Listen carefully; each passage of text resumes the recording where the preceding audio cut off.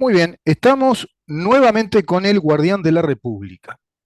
El Guardián de la República. Qué bien que suena, y en esta época del mundo en la cual la República ya tiene poca expectativa de vida. Escuchaba a Benjamín Netanyahu, primer ministro de Israel, decir, lo escuché hoy en un informativo, decir que plantea un proyecto de ley y que apoyen ese proyecto de ley en Israel que le da más poderes o más poderes, ¿sí?, a los funcionarios públicos en relación a los magistrados, a los jueces de su país. Dije, ah, bueno, debe ser un proyecto parecido al que tenemos en Uruguay. Capaz que estuvo por acá, igual el embajador le habrá pasado noticia de que el sistema fiscal nuestro funciona muy bien a los efectos de concentrar poder en el Estado y que el Poder Ejecutivo tenga un servicio descentralizado que administra justicia, como Fiscalía General de la Nación, y nuestro Código del Proceso Penal, que le da plenas atribuciones en ese proceso a los fiscales. Bueno, Israel irá por el mismo camino, que tengan más poder los funcionarios públicos del Estado que los jueces. En nuestro país es eso. Me mira Carlos, bienvenido, ¿cómo estás? Me mira serio diciendo, y es ¿Qué así. tal? ¿Cómo te va, Robert? ¿Cómo andas Es bien? así, pero el tema también depende un poquito de la capacidad de los funcionarios.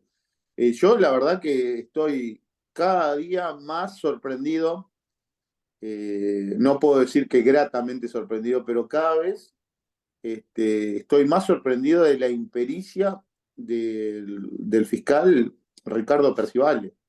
¿Para qué entramos ahora? Yo ¿Para qué no soy entramos? una persona. ¿Para qué entramos en ese tema? Esperá. Pero que quede claro que todo lo que dije fue, capaz que salió fallida, pero intenté hacer una fina ironía al descalabro institucional y de nuestro Poder Judicial que se hizo con esta reforma del Código del Proceso Penal y a su vez con la creación de la ley que crea, valga la redundancia, que formula, digamos, la Fiscalía General de la Nación. Descalabraron todo el Estado de Derecho. O sea, el Estado de Derecho lo rompieron totalmente y se concentra el Poder Jurisdiccional en estos funcionarios, ¿no?, del Estado que integran el Poder Ejecutivo, en definitiva. Mucha gente me pregunta, che, ¿y el Presi? Bueno, el SERF Presi o SERF, bueno, no porque digo una marca, el SERF Presi y mutis por el foro, qué sé yo, queda ahí, ¿no? Como le dijo Marguería a Gandini, todo muy lindo lo tuyo, Gandini, lo de Charles Carrera, que hizo esto, ya lo sabemos todo eso, que hizo esto, falsificación de documentos públicos, hizo pasar por policía a alguien que no lo era, hizo gastarle al Estado un montón de guita para, y a su vez entorpeciendo la investigación posible sobre un balazo que salió en una fiesta orgiástica que comprometía a jerarca del Ministerio del Interior de aquella época, época de Bonomi. Ya sabemos eso, pero eso hace tiempo que está durmiendo la fiscalía, porque este gobierno ni siquiera se animó a sacar el fiscal subrogante, un fiscal interino, sigue el mismo régimen de fiscalía, no modificaron nada del Código del Proceso Penal, entonces con fiscalías ideológicas se te va a dormir todo ahí, Gandini. O sea, ¿quién es el culpable? Le decía Marguerite. ¿Quién es el culpable? Este gobierno es el culpable, no tocó nada, no modificó nada de todo esto. Y ellos hacen su juego, o sea, vos tenés un montón de militantes ideológicos que ahora vamos a ese tema, Fiscalía de Lesa Humanidad, por ejemplo. Fiscalía de Lesa Humanidad, Carlos, es una aberración jurídica, porque además nos dice la ley que la crea que está especializada en la pesquisa de delitos de lesa humanidad en el marco histórico del año 1973 a 1985. Nunca había una cosa igual, yo nunca vi que existiera una sede jurisdiccional que estuviera predeterminada a investigar delitos de un periodo histórico y a su vez flagrantemente viola el artículo 15 del Código Penal y viola los principios generales del derecho y procesales porque aplica un delito inexistente en el pasado, lo aplica en el pasado, o sea, rompe con el principio de la no retroactividad de la ley penal, y por si fuera poco, esto se aplica, esta fiscalía nace como la hija, como la hija de una madre derogadora. La madre derogadora fue la derogación de la ley de caducidad. O sea, matan a la ley de caducidad, que es una ley inderogable, la mataron en el gobierno de Mujica, y luego aparece esta Fiscalía de Lesa Humanidad que empieza con un revanchismo político ideológico a enjuiciar ancianos de 80 y pico, 90 años, rompiendo un montón de cosas, la seguridad jurídica, un pacto político, un pacto de pacificación, una ley La especial. Yesov, ¿qué te dice para vos? ¿Lo O qué? sea, Yesov no te Y, suena como algo parecido? y tiene que ver con la liberación sexual de la humanidad, que empezaron con los sex shops y todas esas cosas. No, Yesov. Ah, no sé qué. Yesov eran los tribunales bolches. los Ah, bolcheviques, claro, claro, que claro. eran sex shop, ¿te Claro, yo entendiste? entendí sex shop. ¿De qué me está hablando, Carlos? No, No. y lo dijo Ricardo Percivale. No sé por qué asoció en la mitad de una Bueno, conferencia de prensa pero sobre Percivale, los huesos aparecidos en el batallón 14, metió la palabra sex shop. pero pasa que Percivale es un humorista consagrado en el Río de la Plata, por lo que no conoce a Percivale. Claro. ¿Estamos hablando de ese Percivale? ¿El que vive en Punta del Este? No. Ah, no, Ricardo, no, no, este es no, Ricardo. vos me El hablás que del vos fiscal. decís era amigo de Lucía Topolán, que Era amigo. jugaba a Ah, Rumi Canasta con ella. mira, mira vos. No, claro, yo me confundo con los apellidos, claro. No, me hablás del fiscal Percivale, claro, el fiscal de la Fiscalía de Lesa Humanidad, a la que yo estaba Y haciendo referencia. Bueno, sí, tiene mucho de soviético. Claro, fue la invención de la Resentur, o algo así, Resentur, ¿no? La escuela policial KGB que instrumentó un sistema fiscal, debe tener que ver con eso. Claro, ellos están instruidos en eso, seguro. Mirá vos cómo mostró ahí. Sí, bueno, fue sincero. y lo que decía, básicamente el tema de estos días, Mm, que además, así como lo hicieron tema, ahora lo volvieron a pagar porque ya el rédito político ya se está yendo, que era opacar el tema de las pensiones a las personas que fueron víctimas del terrorismo. mm, Fue los huesos que se hallaron mm. y hicieron toda una faramalla, 40 personas. De las 40 personas, 38 habían desaparecido, 38 habían desaparecido en el exterior, habían desaparecido la gran mayoría en Argentina. Unas personas inclusive Mm. los huesos están enterrados en el cementerio de Morón. O sea, gente que se sabe que no puede ser, porque esa Claro, gente está enterrada. O claro, sea, cuando hablan del plan Cóndor, lo que nunca dijeron es que tendrían que traer también los cuerpos. O sea, el plan claro. Cóndor, cuando habla de plan Cóndor, habla de coordinación. Yo no encuentro, no hay ningún indicio de que el plan Cóndor haya incluido traer personas para matarlos acá. No hay ningún indicio, Mm, ningún indicio. mm, En el Uruguay murieron 40 personas, Argentina en 12 años. Argentina con 10 veces más población tendrían que haber muerto 400 y murieron 8.500, entre 8.500 y 30.000. O sea, mm, tenía más que ver con la realidad argentina que con el plan Cóndor, que un plan de coordinación. mm. Pero lo que te decía, en el Uruguay desaparecieron dos personas, Elena Quintero y Amelia Sanjurjo. Esos restos mortales, ¿de quién puede ser?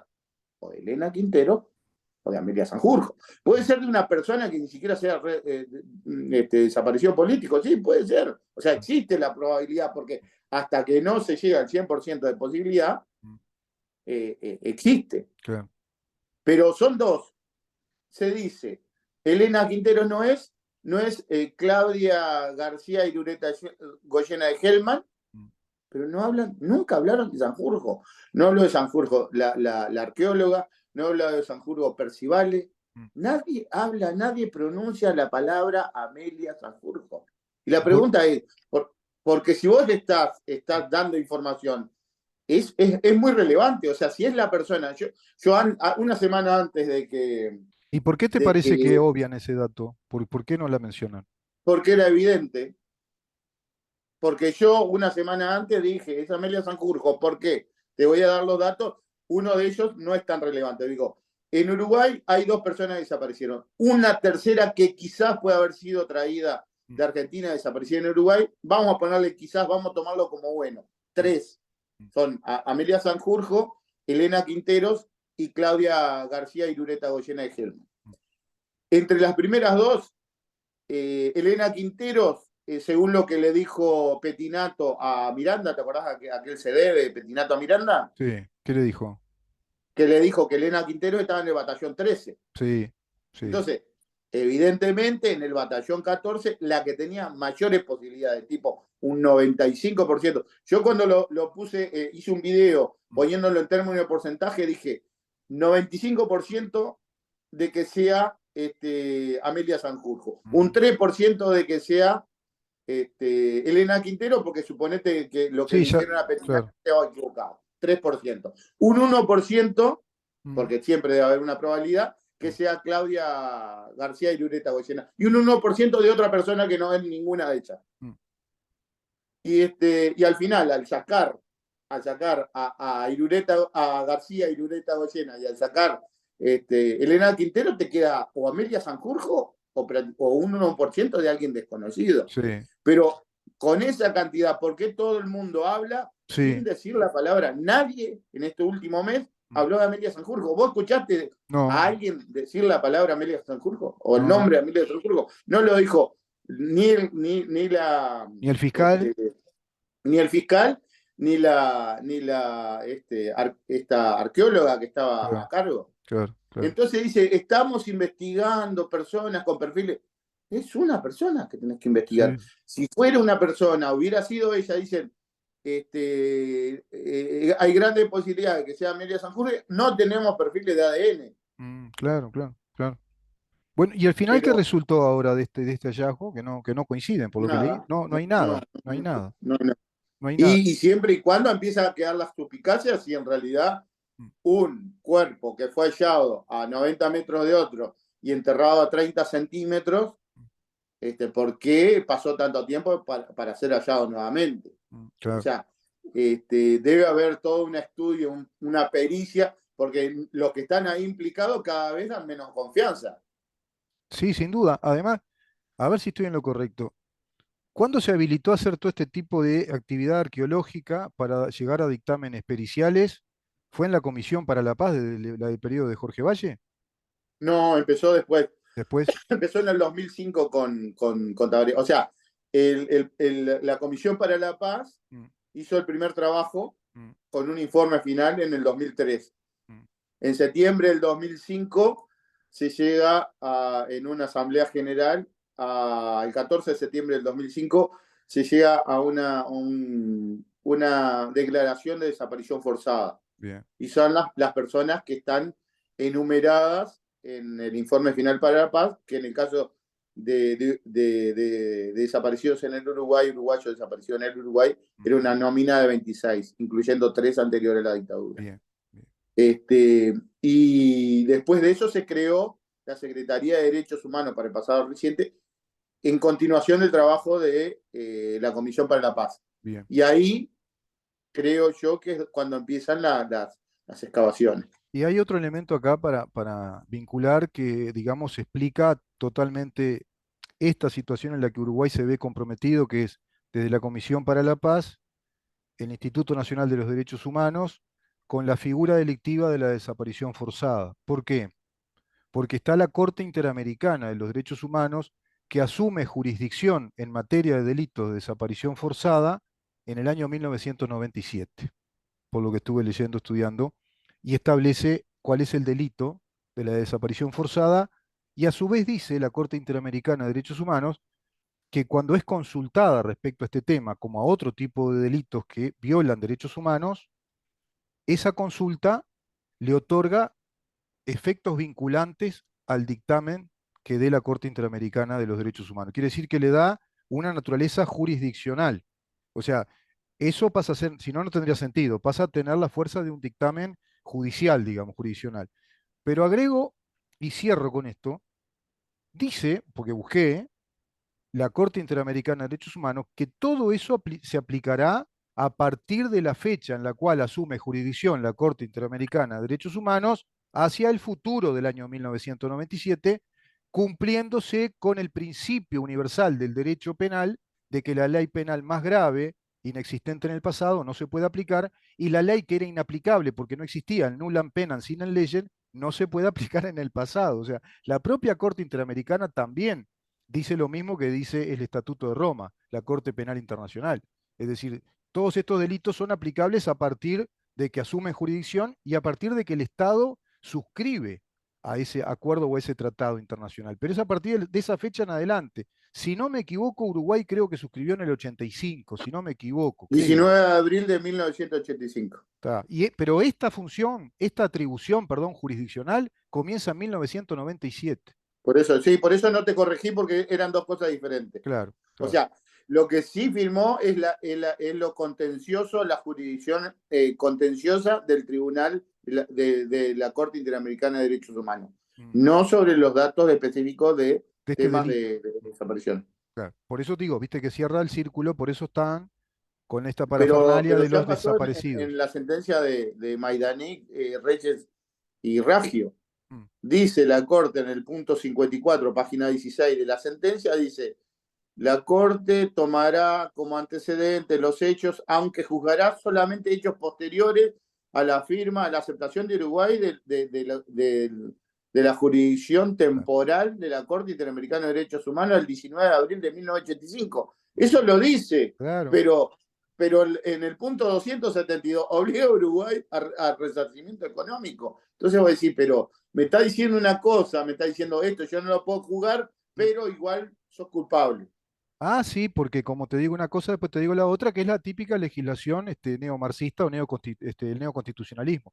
Nuestro Código del Proceso Penal, que viola precisamente en todo lo que es la Fiscalía de Lesa Humanidad, que por ley se crea, el Código del Proceso Penal nuevo, que establece un juicio fiscal adversarial del Estado contra nosotros. Ahora tenemos al Estado con todo su peso que contra nosotros entra en un debate, en un contradictorio, ¿no? Impresionante. O sea, tenemos que, si estamos todos en libertad condicional, si se les ocurre aplicar mediante denuncia, instancia de parte o de oficio desde la Fiscalía o de algún juzgado que queda de instrucción, de pronto respecto a estos delitos también neoconstitucionales como discriminación, por ejemplo, yo qué sé, xenofobia, violencia contra la mujer, violencia de género, que son muy laxos, son interpretables, es una sábana donde pueden interpretar distintas situaciones. Bueno, quedamos sometidos a esos fiscales, a la fiscalía, ¿no? Pero a su vez tenemos la Fiscalía de Lesa Humanidad que aplica hacia el pasado, está aplicando hacia el pasado delitos que no existían, es decir, los de lesa humanidad, porque no estaban tipificados como delitos de lesa humanidad. Eso se tiene que entender. Y el Código del Proceso Penal dice en un artículo que se respeta el principio general del derecho penal de no aplicar la ley inexistente en el pasado y no aplicar la retroactividad de la ley más grave, sino que la temporalidad de la ley obedece solo a la ley más benigna, hacia el pasado, digamos. Eso es ese principio de temporalidad de la ley. ¿La ley cómo se aplica en el tiempo? Bueno, se aplica la ley penal de esta manera. Es decir, no se aplica la más grave para el pasado, ni la que no existía tampoco, por un principio elemental de seguridad jurídica. Si no, estaríamos todos en una libertad condicional. Mañana crean una ley que nosotros no conocemos, una tipificación penal. Ah, pero usted cometió un delito en el año 2023 y te están jugando en el año 2032 por el delito que cometiste. Eso es lo que está pasando en el país. Increíble, increíble. Vamos Sí, pero además, mm, perdón. vamos a una No, pausa, ¿te no, parece? Y seguimos. dale, dale, Porque dale. tengo esto que si no lo tenés investigado, puede ser un deber periodístico asignado a tu persona de Mm, parte de la producción de este programa que me encomienda que yo te diga esto, porque A ver, tienen mucho interés en que se investigue. Sindicato de Aduanas reafirma que contenedor con cocaína no pasó por controles en Uruguay, publicado por la diaria. Después te explico el informe, te lo resumo, a ver qué te parece. Vamos a una pausa.